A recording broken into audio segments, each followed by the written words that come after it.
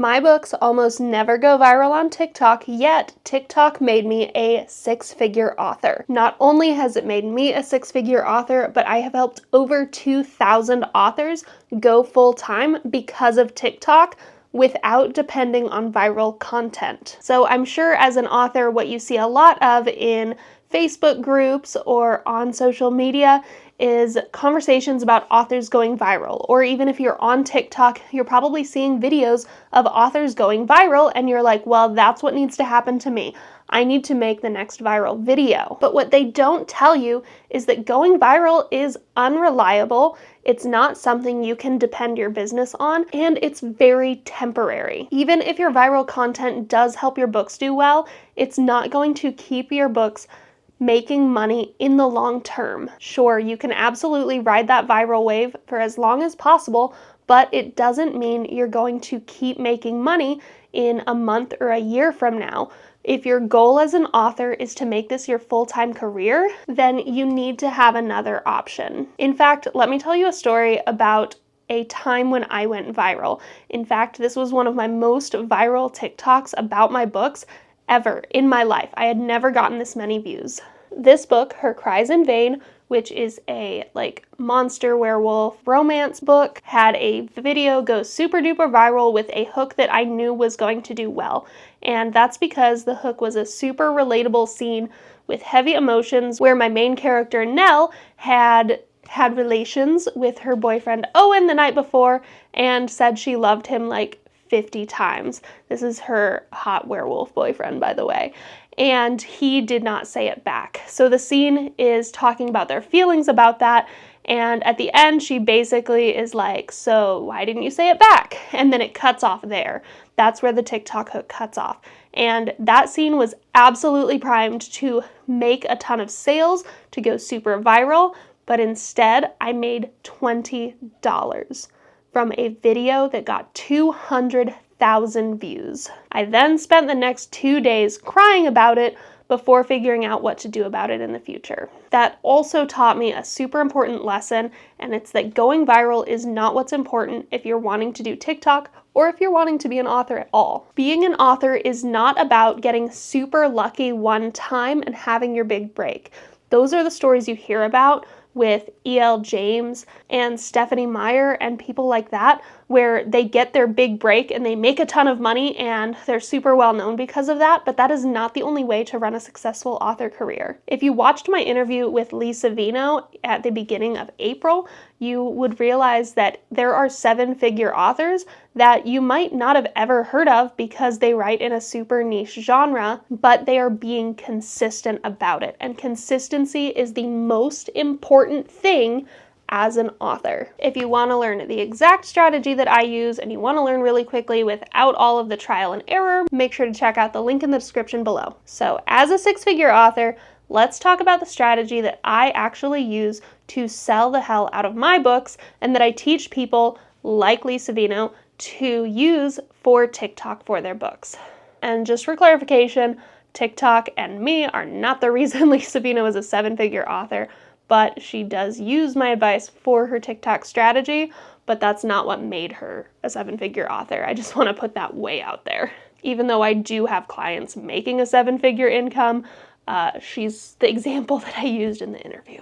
And my other clients are a lot more private than she is on that. So there's a couple of things that I use for my TikTok strategy to make my books do well without inherently having to go viral. The first, which is optional, is that I write books that are optimized to do well on TikTok. So while I do have a bunch of old paranormal romance books that I wrote mostly for fun, but also that would do well with Facebook groups back when Facebook groups were really big, those are not the books that I write that I depend on to make most of my money, because at this point most of my money comes from my billionaire romance books because that's what sells really, really well on TikTok. I mean, sure, there's a ton of romantasy that's selling really well, but in my experience, in the multiple years I've been doing this, I have found that billionaire romance, especially billionaire marriage of convenience romance, is the absolute easiest thing to sell on TikTok overall. especially when I sprinkle in a lot of heavy emotional scenes that are very relatable and appeal really heavily to a sense of loneliness or rejection or insecurity. Of course, I'm not just stuffing the book with those scenes and hoping it does well.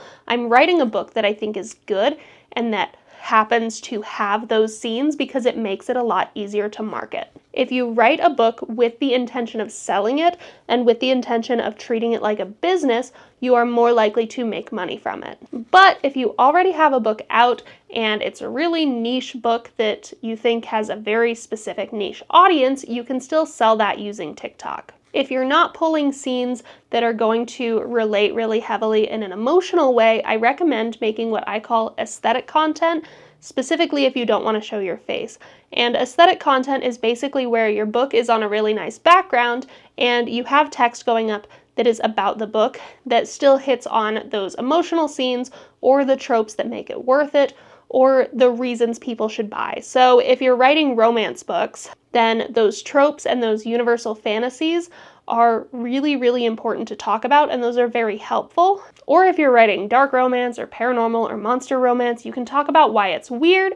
Just make sure you don't explicitly say anything that is not appropriate for people under the age of 18. You can allude to it, just don't outright say it. But if you have something like meditation journals or guided prayers or poetry, that can be a little more difficult because we still want to appeal to people in an emotional way and we want to give people a reason to buy because what people see when they're thinking about buying something or when you're showing them a product to purchase is, why does this matter to me?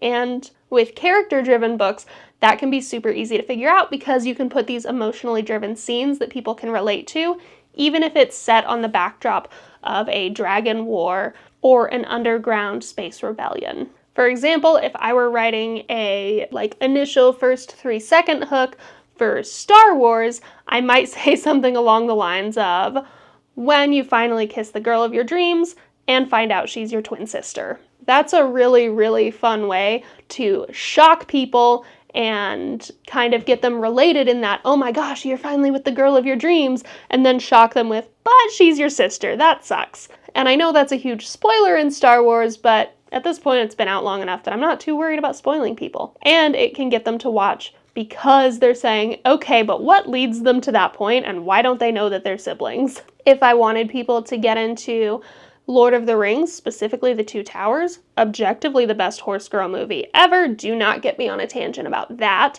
then I might say, when you're super into the hot rogue, but it turns out he's in love with someone else. That would be a really good way to get people into it, get people into the story, and then they're going to find out a lot more about Éowyn besides the fact that she's into a guy who isn't into her.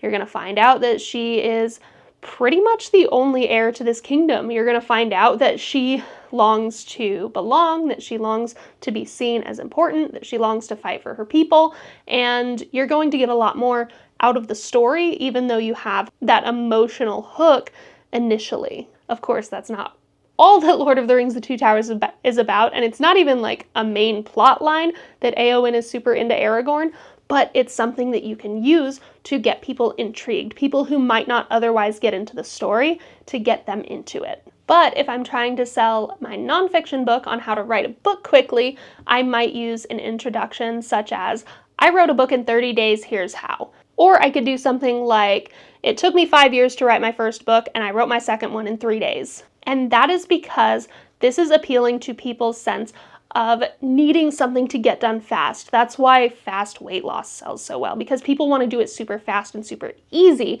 That's why Ozempic is such a big thing, because people want to do it the easy way.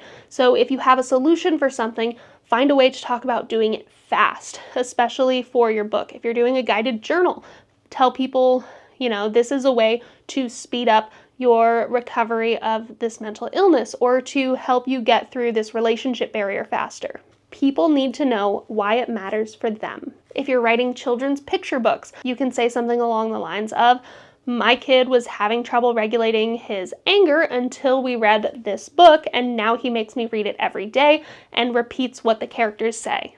because kids who have anger issues, especially when they're young, because anybody who has toddlers know that toddlers like to hit and bite and just be psychotic all of the time. And it can be really frustrating as a parent to not know what to do, and to have that solution laid out in front of you can feel like a godsend. And especially when it comes to children's books and middle grade books, you are marketing to the parents, not the kids.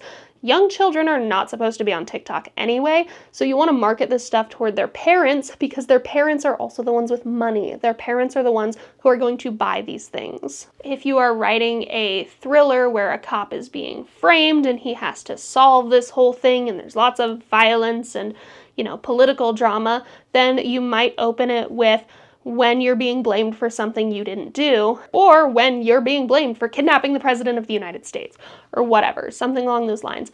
When somebody is wrongfully blamed for something, we want to see them receive justice for that. We want to see things get better for that character. So pulling those scenes with really strong emotions is what I do for my books that sells the hell out of my books.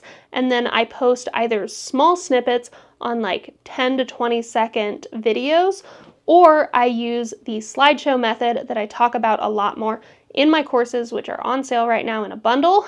And this strategy is the one that has helped thousands of authors go full-time since I launched it in 2023. And if you're wondering, yes, it's up to date because I do evergreen content. I don't want people to have to sing and dance or do trends or use a specific audio to go viral. I think all of that strategy is bullshit, and I would never recommend it. Because when you do these 25 to 35 slideshows, people can go through at their own pace, and people already assume by the time there's dialogue on the second page that there is a book for them to read, that this is out of a book for them to read, because it's an established format that a lot of people are into.